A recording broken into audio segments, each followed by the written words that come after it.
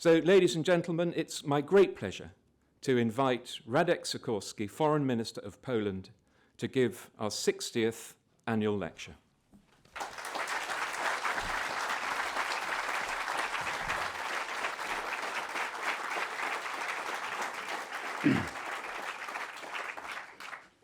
Thank you, my lord, for the generous introduction. As Henry Kissinger once told me in Poland, you never have any shortage of opinions. But I'll have nothing bad said about the age of the two participants in the US presidential debate. After all, by comparison with them, we are all here promising young people. Distinguished guests, ladies and gentlemen, thank you for the invitation to deliver this prestigious lecture in such a history-laden venue in such challenging times, and just before the UK general election. Let's give credit where credit is due to the outgoing government, and not only for the Conservatives' solid support for Ukraine. I know that Brexit is more controversial, and I remember there was a post in one of the governments for a minister for looking for the benefits of Brexit. I seem to remember the mission was not entirely successful. But I'd like to tell you that if I had the EU's job as commissioner for finding the benefits of Brexit, I would propose at least 3. First, thanks to Brexit, we have at last created the EU defense budget, which the UK consistently vetoed. It's proven handy in funding billions of euros of military assistance to Ukraine. 2, Brexit has settled the issue of whether or not member states lose their sovereignty.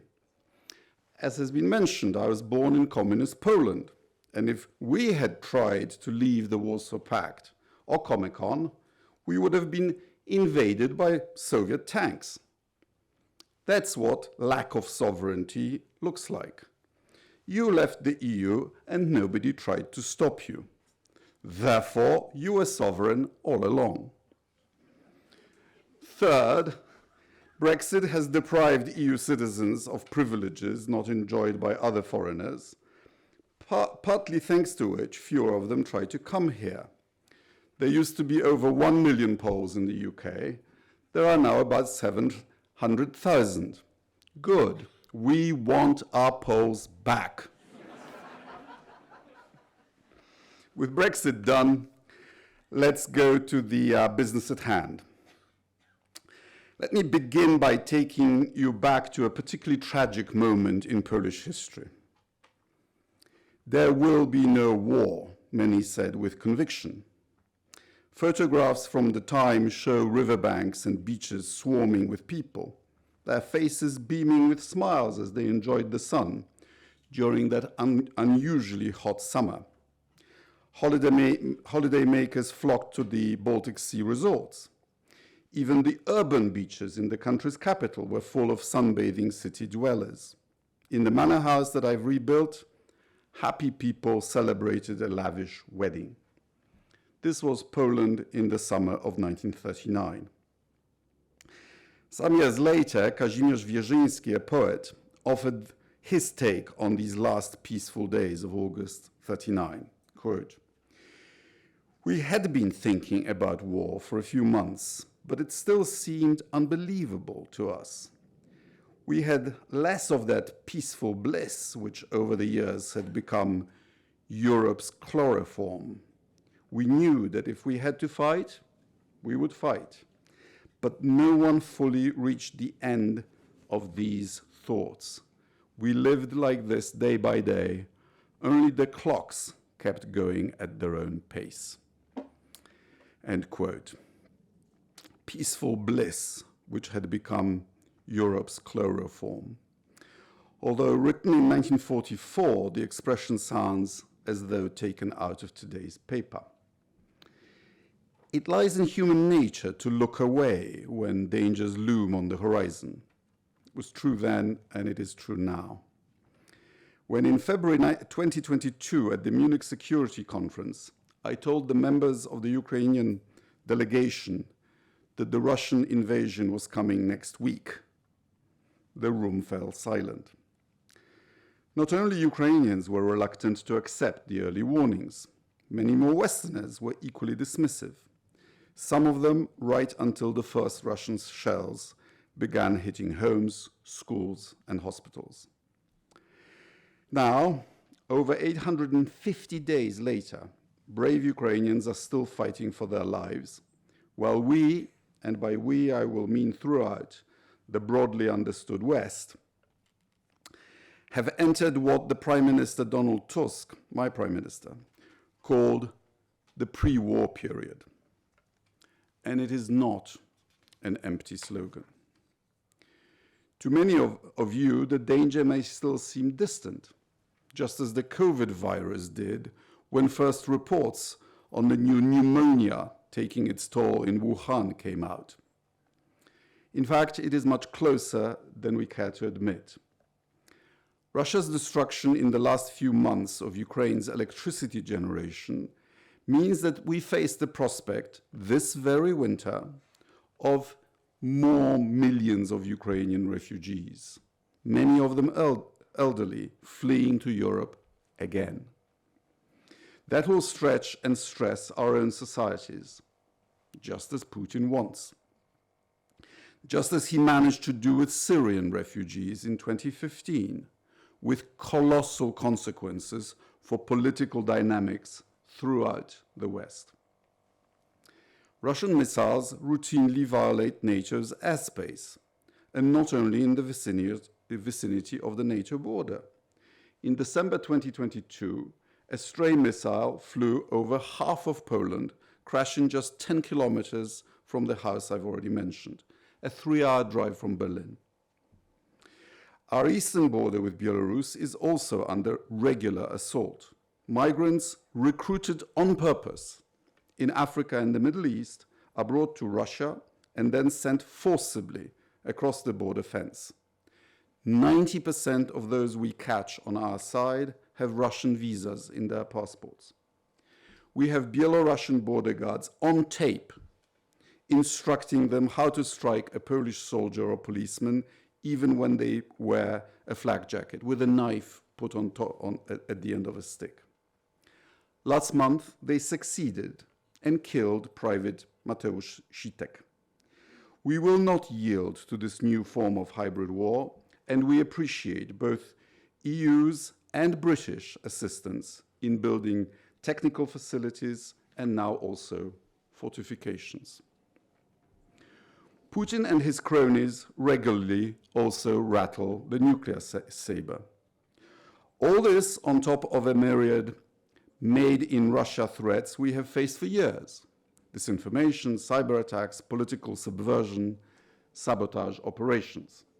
Let me remind you of just a few recently reported by the media, and there are some that are not. 2 German-Russian nationals were arrested in Bavaria for allegedly plotting to attack military and logistics sites. In Czechia, the country's transport minister accused Russia of an attempt to destroy the railway signaling system. In Lithuania, 2 Polish thugs were paid by Russia to beat up Leonid Volkov, one of the late Alexei Navalny's closest advisors. In Poland, 2 Belarusians and a Pole were detained and accused of planning arson attacks in shopping centers, restaurants, and building depots under the orders from a foreign country, and we know which one.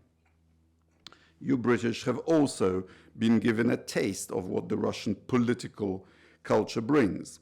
The murder of Alexander Litvinenko, the poisoning of Sergei Skripal and his daughter, espionage leading to diplomatic expulsions. Just a few weeks ago, British media reported on the arrest of 2 individuals hired by Russian intelligence to set fire to a London warehouse containing aid shipments to Ukraine. Most recently, a Russian hacker group called Quillin targeted British hospitals and demanded a £40 million ransom. Critically ill children at Evelina Children's Hospital had their treatments delayed or cancelled.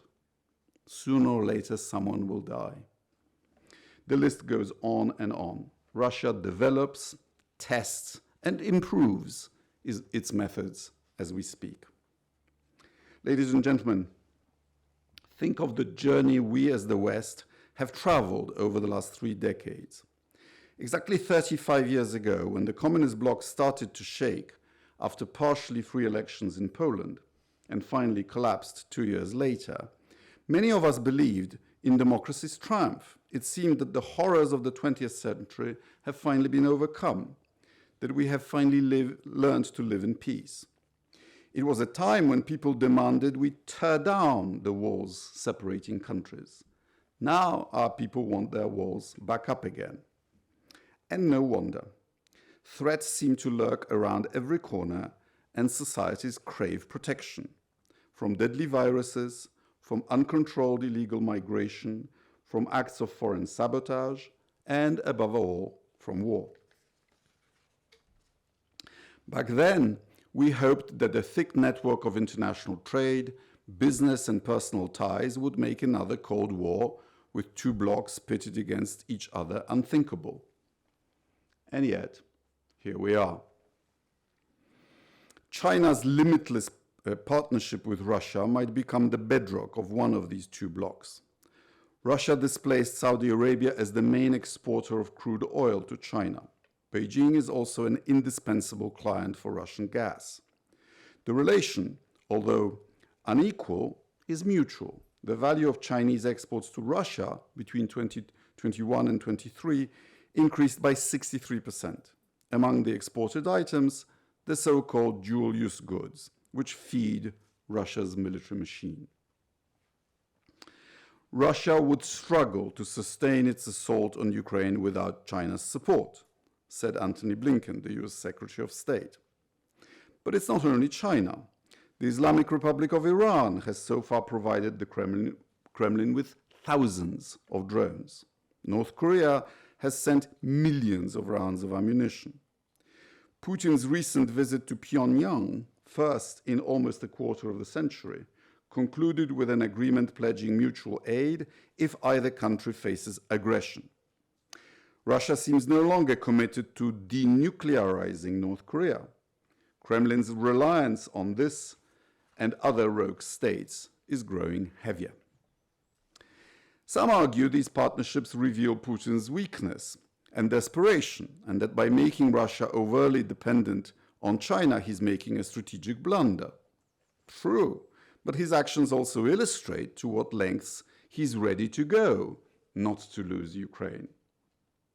Russia has adapted its entire economy and society to war purposes.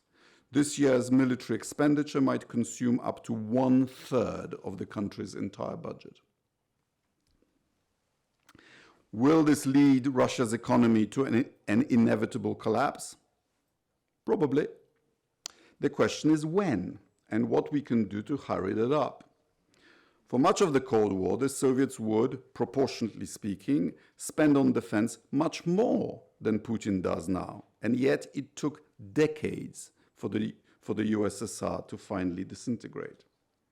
By that time, the new authoritarian alliance we now see emerging is sure to cause significant damage, not only of military and economic nature. The coalition is broader and more comprehensive, fighting the West also in the information sphere, seeding hate, lies, and division across the world. What was unthinkable 3 decades ago is once again becoming reality. The world is on the brink of a global rivalry of 2 blocs, one democratic and one authoritarian, competing not only economically and militarily, but for humanity's hearts and minds.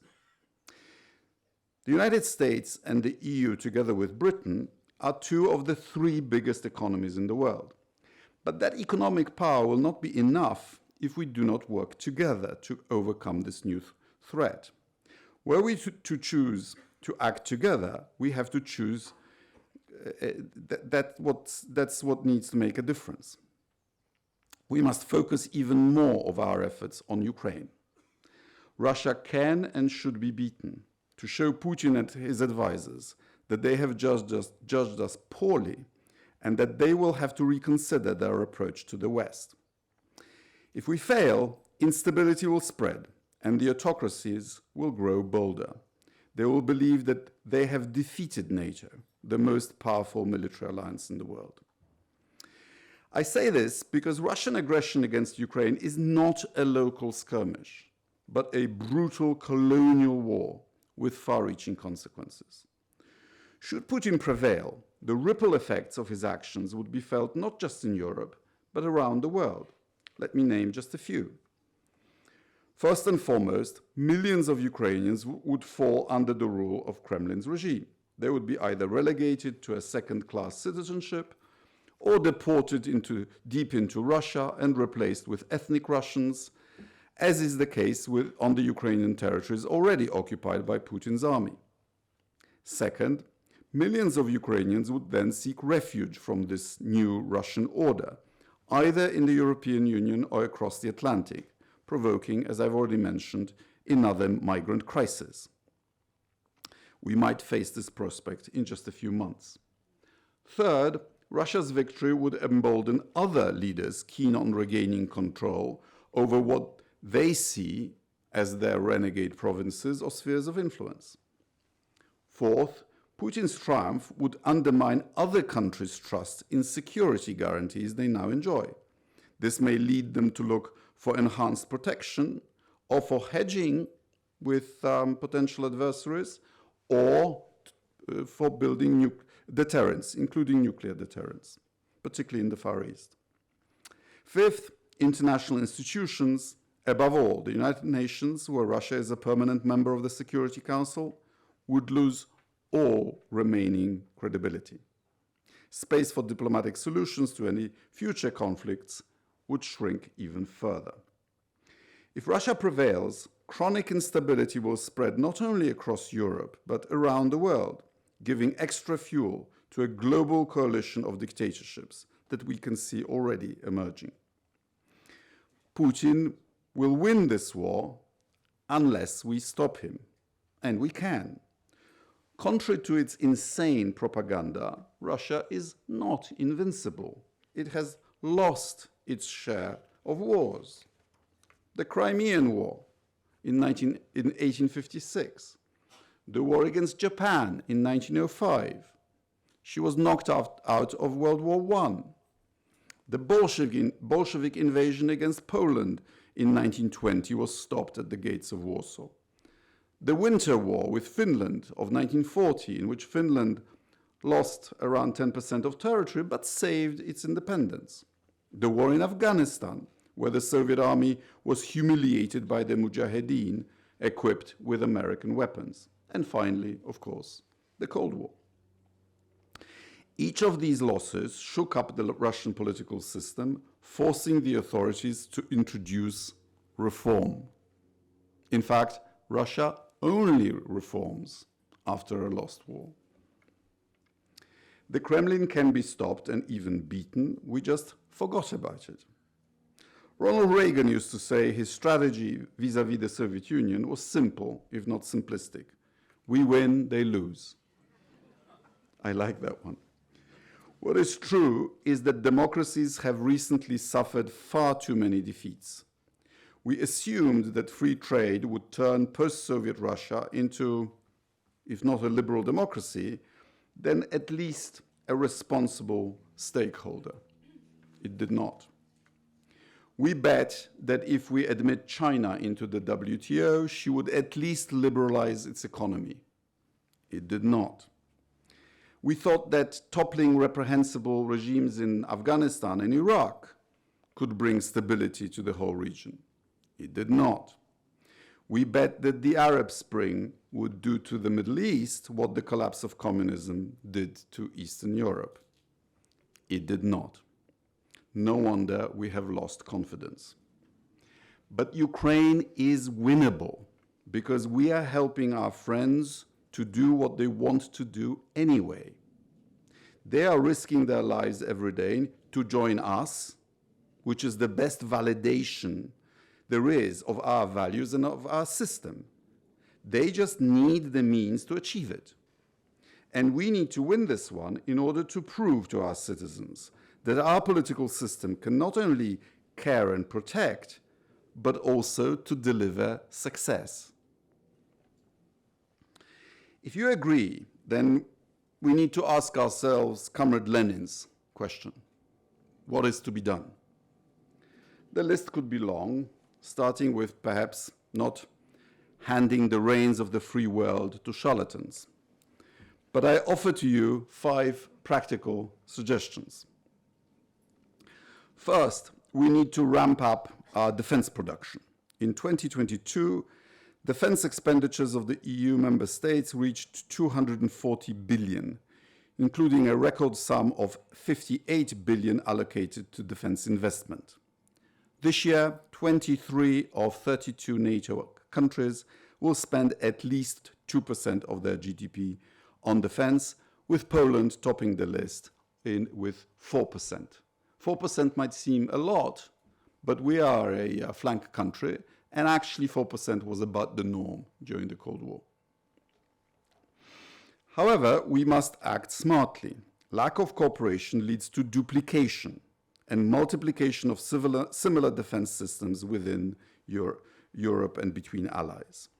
We can save billions of euros per year, providing we successfully coordinate our actions, and we should act together. When over 80 years ago, President Roosevelt called on the United States to become the arsenal of democracy, his words were followed by swift actions. American industry delivered almost 2/3 of all Allied military equipment produced during the war, and American aviation, for example, grew from 2,500 airplanes to nearly 300,000 by the end of the war. Now, 2.5 years into Moscow's full-scale invasion of Ukraine, Russia produces nearly 3 times more artillery munitions than the US and Europe. Not good. This has to change. Outproducing Russia is not an end in itself, but a means to contain and constrain a regime gone wild. This must be achieved not only by increasing our capabilities, but also by hindering Moscow's ability to supply its military machinery. Gazprom's gas sales fell by over 50% and its revenues by almost 30% year on year, the biggest drop in a quarter of the century. Gazprom is now a loss-making company. The Russian business model is unraveling.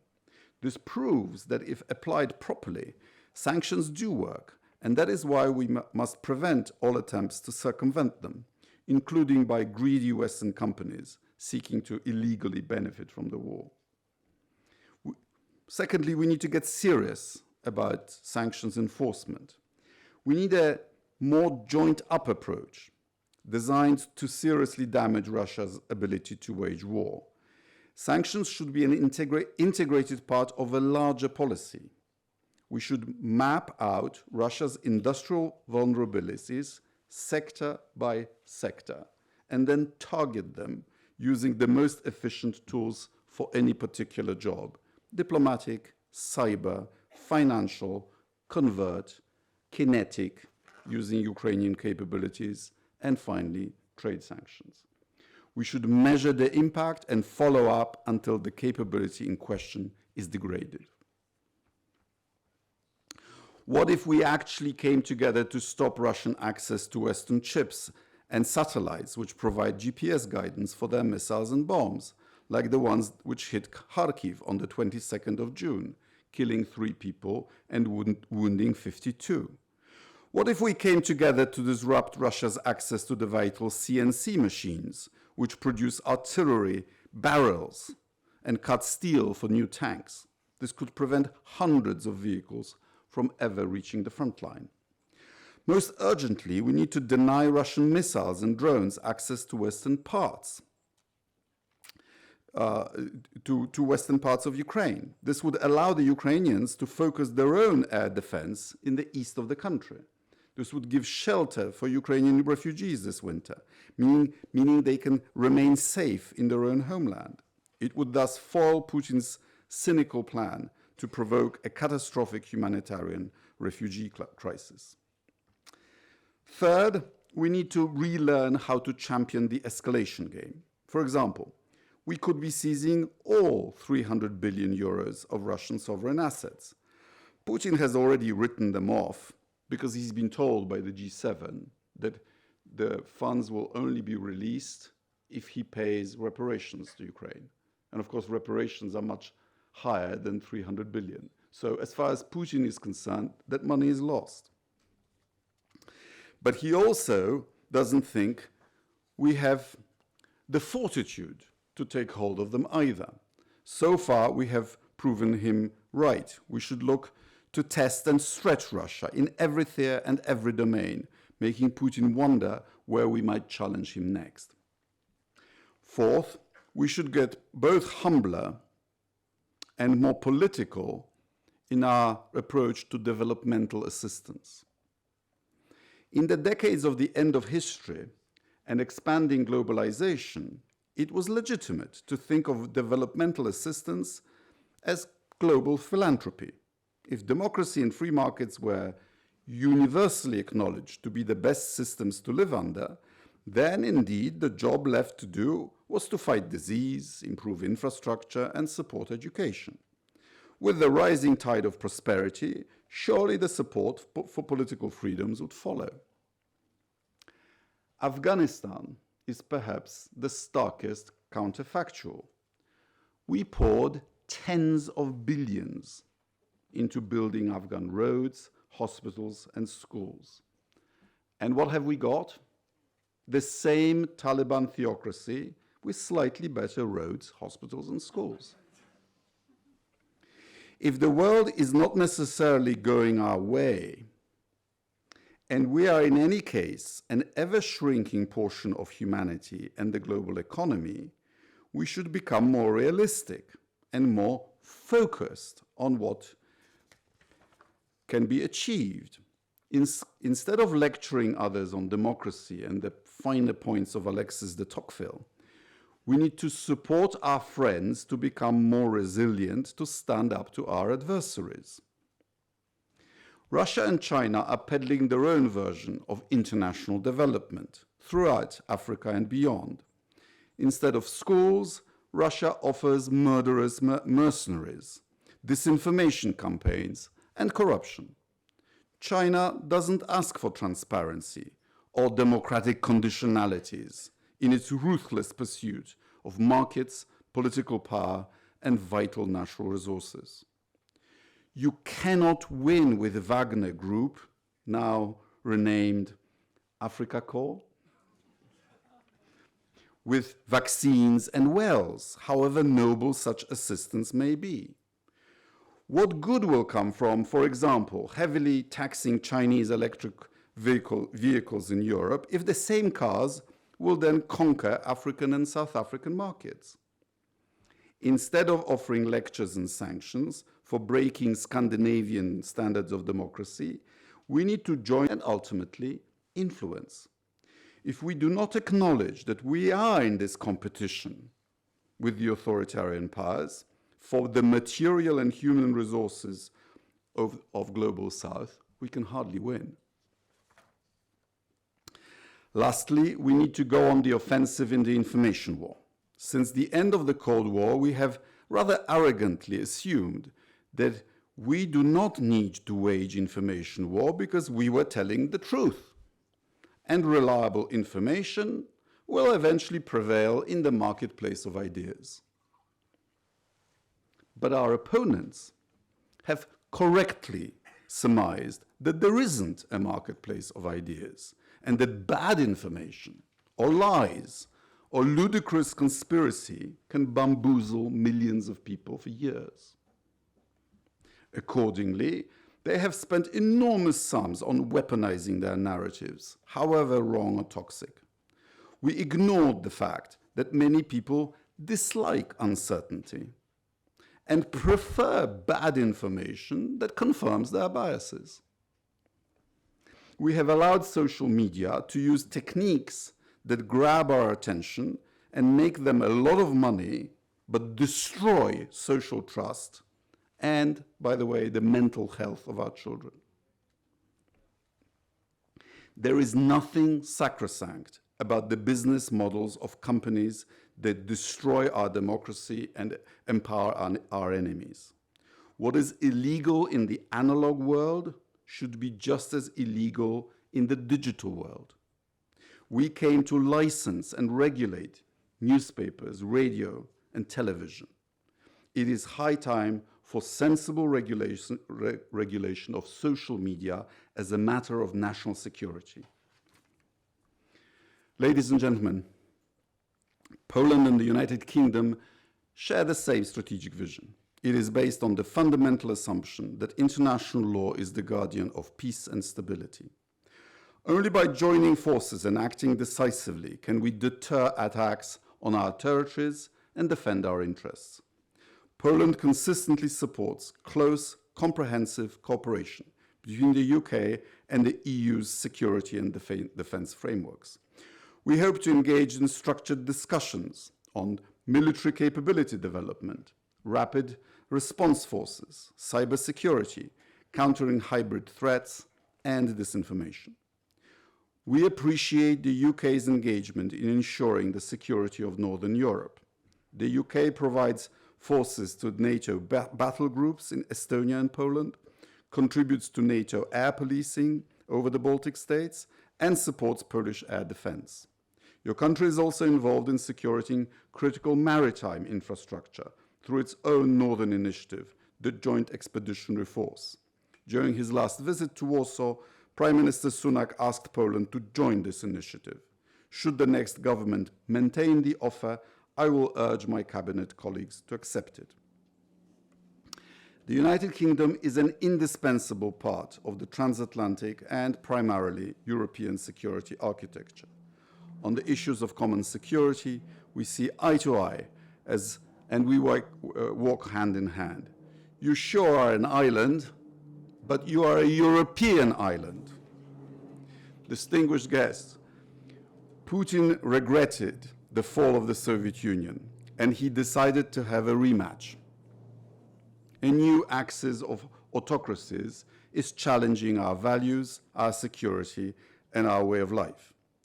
The divisions are no longer geographic or even ideological. Instead, a network of kleptocrats wielding the tools of propaganda, surveillance technology, and military force are trying to rewrite the rules of international politics, bringing back an era when might makes right, manipulating divisions within our own societies for their benefit. Our job is to prevent wider conflict, but also to prevail. Together, as part of an international alliance of democracies, we can do it. Thank you.